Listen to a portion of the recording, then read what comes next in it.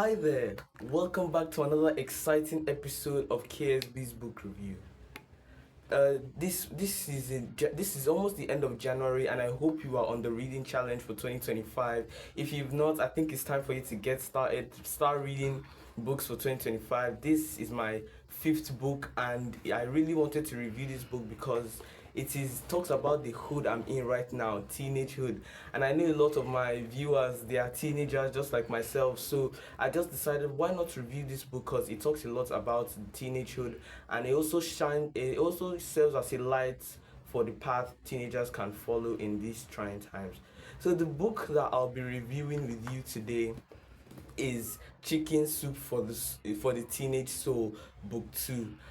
Chicken Soup is actually a series of books. There's Chicken Soup for the Mother Soul. There are different chicken soups, but this one is for the teenage soul. It was written by Jack Canfield, AJ Lana, and other celebrity authors. This book is divided into 8 categories, one of them being about love and kindness, having to show love and kindness to different people in your society. Then there's also another one about family that talks about the uh, the, how it feels being in a family after beginning to lose your innocence and beginning to understand the different things in the world, having to gain more knowledge and having to have more, having to have your eyes open to other things, and then there's also getting to it, having to get to what you're doing, having to study more, focus, keep your focus straight, avoid distractions, and there's also tough stuff based on what other teenagers like ourselves are going through, just because we have not been in this situation, some situations that other teenagers might be going through, like drug abuse or rape or something like that.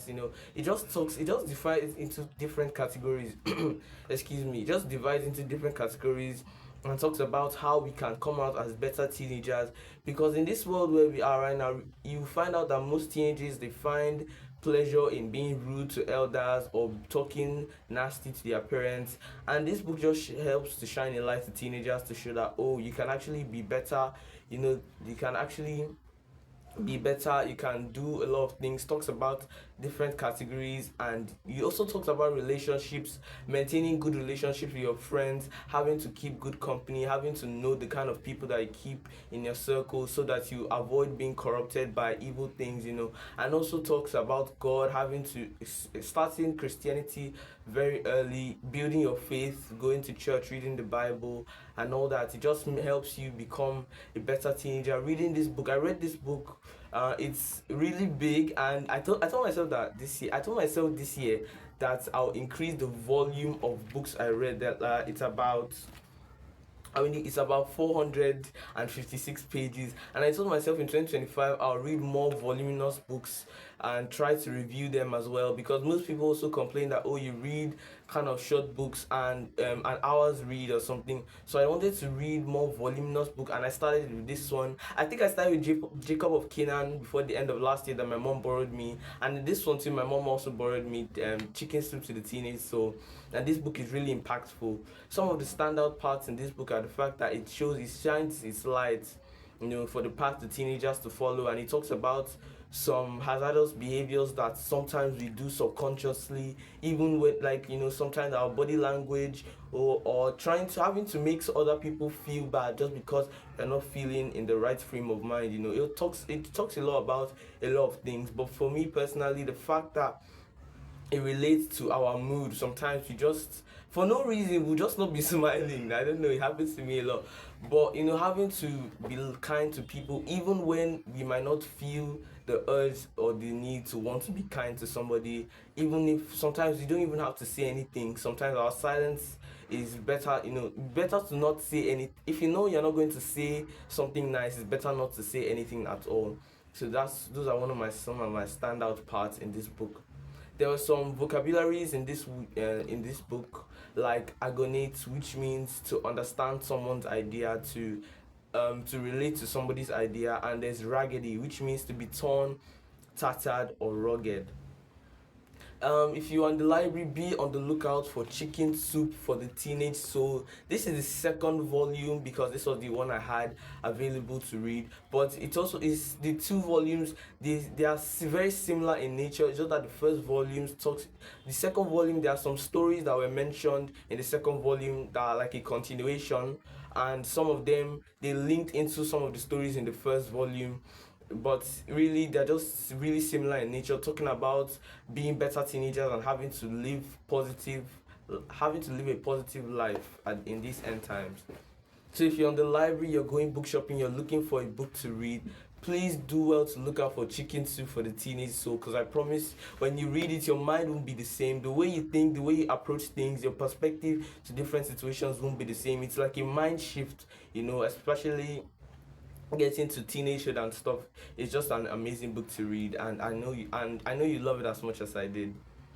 Don't forget about the reading challenge. There's a new reading challenge for the year 2025. I read over 66 books last year, and I'm hoping to top that up this year. And I'm also trying to increase the volumes of books I read, more pages, more stories, having to read bigger stories and more biographies as well about other people. So I'm looking forward to the reading challenge this year. I hope someone is on the reading challenge this year. It's the end of January. I hope you started your reading challenge, and if you haven't started, it's never too late to start. You can start, So I hope you're on the reading challenge. Looking forward to starting the new reading challenge this year. So I hope you enjoyed this book. I hope you enjoyed everything I said about this book, and I hope you'll be looking out for the book. I also want to talk about the I Read journal from my last video where I talked about journaling, because some people wanted to know. Like, I got this journal when I was like 8, and I wanted people to, and some people asked me what was in the book, what was in the journal, the I Read journal. What they wanted to know. They wanted to know what was in the journal. So I have things in the journal here. When I wrote it, I got it when I was 8. I got it when I was 8, and some of the things I wrote in the journal, I read them surprised, and some of them surprised me. Like my letter to God. There's even one where they asked you of places to go, what you need, what you want to do, where you want to go, places to go, something you need, something you want. They also talked about your letter to God. There are some quotes in the journal as well that can help you go in. Sometimes I read them, I reflect on them, and I help them to help me feel better sometimes. And there's also some parts where you say names of people you want to influence positively today. I'm trying to find my letter to God. There's also a place where when I was young, I used to be very ambitious. I used to think about a lot of things. I used to say, oh, I want to be this, I want to be that. And this journal, you made me write down a lot of the things I wanted to do. And some of them, I'm still holding on to some of them right now. And actually, some of them, they have realized that, oh, I might not be so good at this, so I might not be able to do this. But I've realized I have strength in certain areas, and I'm focusing on those areas, And that's one of the impacts of journaling, because when you write, reading and writing, they work together. So when you read and you write, it helps you feel better. It keeps your thoughts alive, and it makes you builds you up mentally and physically.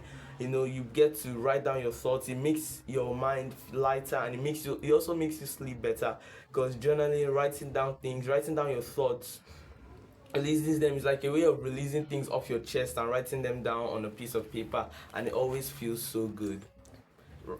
So I hope you enjoyed this video. I hope you look out for the Chicken Soup of Teenage Soul. If you did, drop a like on the video. Make sure you're subscribed to the channel, and don't forget about the reading challenge. Also, you can drop a comment in the comment section if you think there's a book I need to read. And also, always remember that readers are leaders who are way ahead of others. I'll see you in the next one. Bye.